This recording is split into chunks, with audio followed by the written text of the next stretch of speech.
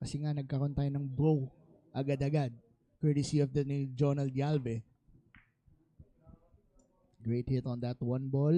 Pinalayo na lang dito ni Kapitan Balbon. Ayun yan, yung in-explain natin kanina, Negros right now currently has 4 players.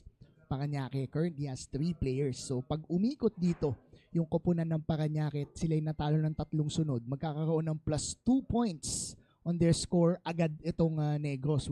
Or on the other hand, the Paranaque Kings, pag napaikot naman nila dito yung koponan ng Negros, yung 4 ay nasunod-sunod din lang natalo, they would have a plus 1 point victory naman on their side. And, yun na. What a carom shot. Ginanon lang ni Eric Navarrete. I didn't expect that na yun pala ang titirahin dito ni Eric Navarrete.